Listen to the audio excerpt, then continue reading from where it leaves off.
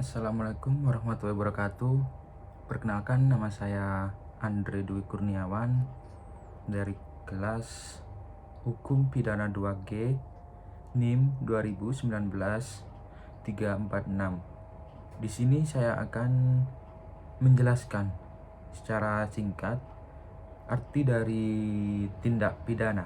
Tindak pidana dalam KUHP tidak diatur mengenai pengertian tindak pidana, tetapi pengertian tindak pidana dapat kita lihat dalam doktrin atau ilmu pengetahuan menurut Prof. Wirono Projokoro dalam bukunya, yaitu yang berjudul Asas-Asas dari Hukum Pidana. Tindak pidana berarti suatu tindakan pelaku yang dikenakan hukuman. Dalam buku yang berjudul Herboek van Acht Nederland Trivet terbitan tahun 1937 mengatakan tindak pidana adalah kelakuan yang diancam dengan pidana yang bersifat melawan hukum dan dilakukan oleh orang yang mampu bertanggung jawab. Baik, kemudian jenis-jenis dari tindak pidana.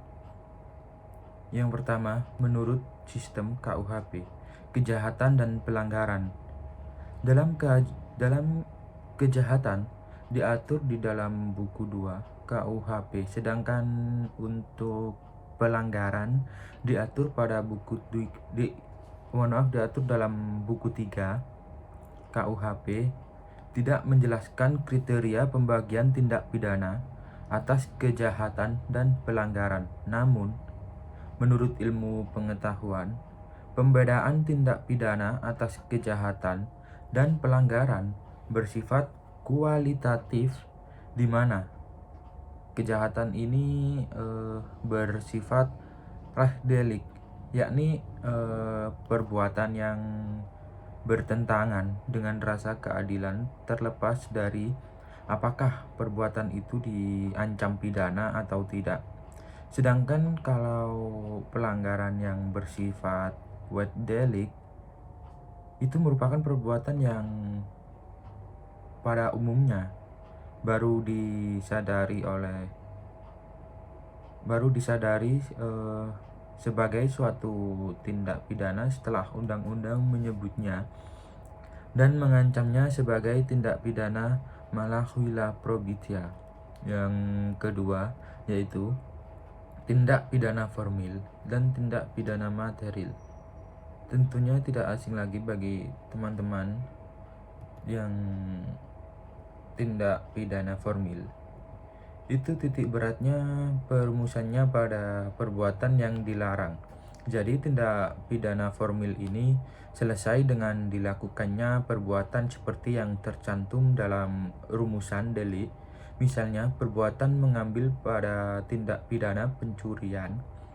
Pada tindak pidana material, titik berat perumusannya pada akibat yang dilarang.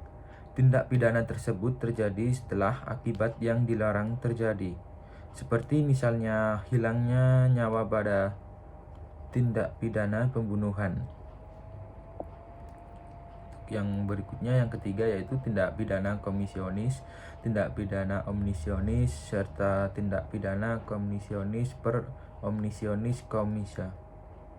Tindak pidana komisionis ini merupakan pelanggaran terhadap larangannya. Contoh, pencurian, perkosaan.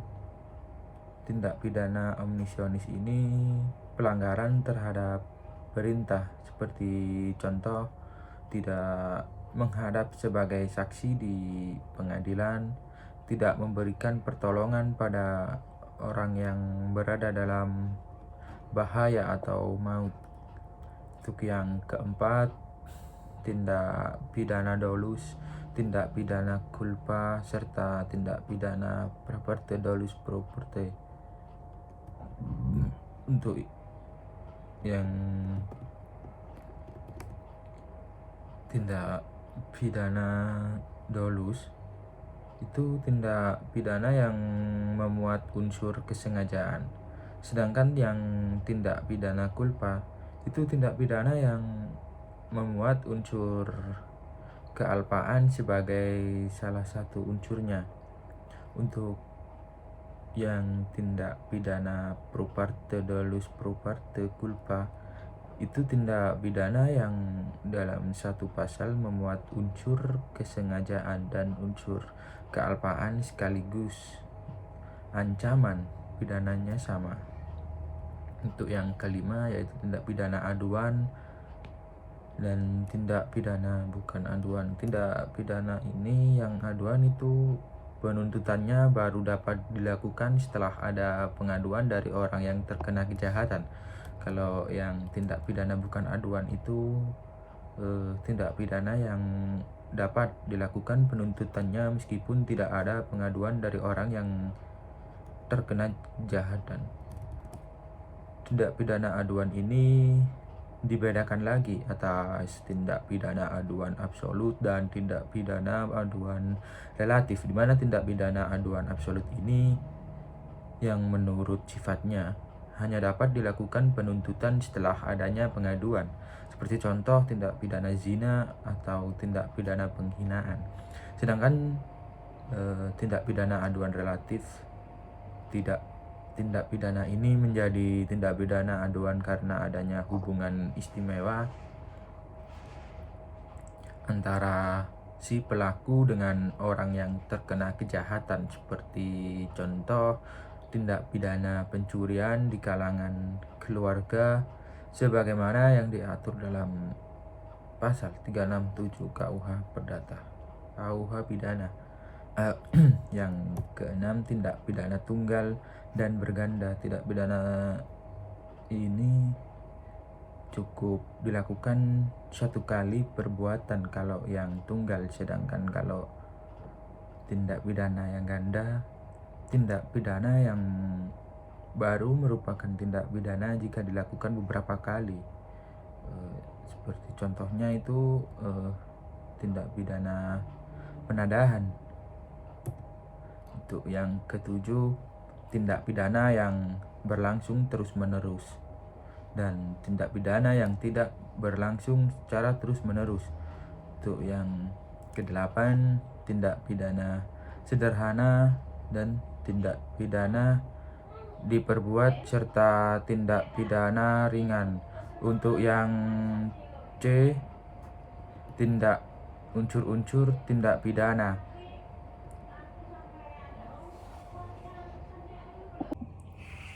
Baik, untuk yang selanjutnya yaitu pencurian dengan pemberatan pasal 363 KUHP. Pencurian ini istilahnya itu biasanya secara doktrin disebut dengan pencurian yang dikualifikasikan. Pencurian yang dikualifikasikan ini menunjukkan pada suatu pencurian yang dilakukan dengan cara-cara tertentu atau dalam keadaan tertentu sehingga bersifat lebih berat dan karena diancam dengan pidana yang lebih berat pula. Oleh karena pencurian yang dikualifikasi tersebut merupakan pencurian yang dilakukan dengan cara-cara tertentu dan dalam keadaan tertentu yang bersifat memberatkan, maka pembuktian terhadap unsur-unsur tindak pidana pencurian dengan pemberatan harus diawali dengan membuktikan pencurian dalam bentuk pokok. Pencurian ringan yang ini termasuk dalam pasal 364 KUHP.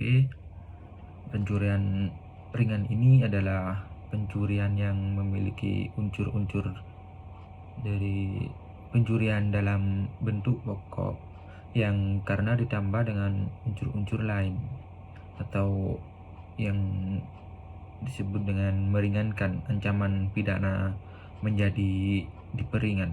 Perumusan pencurian secara ringan ini diatur dalam 364 KUHP yang menyatakan perbuatan tersebut diterangkan dalam pasal 362 dan 363. Untuk selanjutnya itu pencurian dengan kekerasan. yang ada dalam pasal 365 KUHP. Jenis pencurian yang diatur dalam pasal 365 KUHP lazim disebut dengan istilah pencurian dengan kekerasan atau populer dengan curas. Ketentuan pasal 365 KUHP ini selengkapnya adalah yaitu diancam dengan penjara paling lama 9 tahun, dengan diancam dengan penjara paling lama 12 tahun,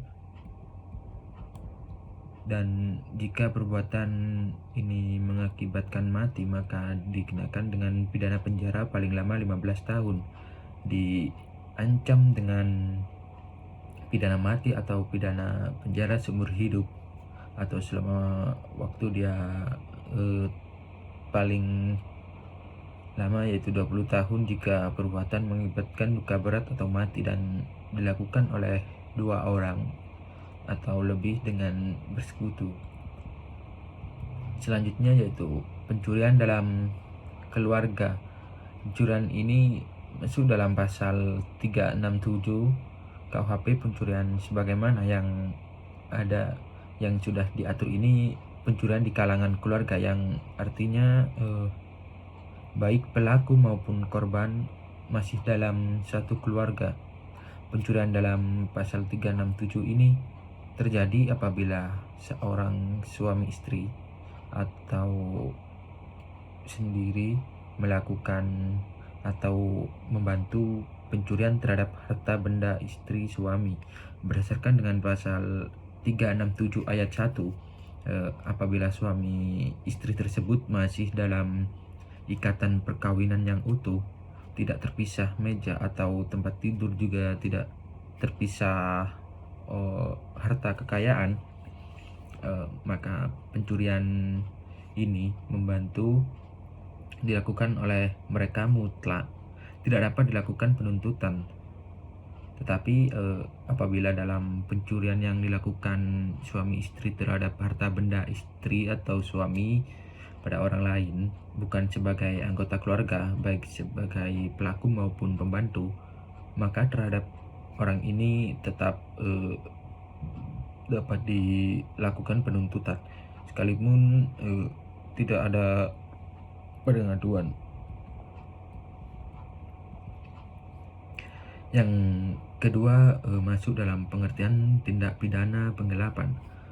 Sarjono ini menyatakan dalam bukunya Pokok-pokok Sosiologi Hukum mengemukakan pendapatnya bahwa kejahatan tindak pidana ini gejala sosial yang senantiasa dihadapi untuk setiap masyarakat di dunia.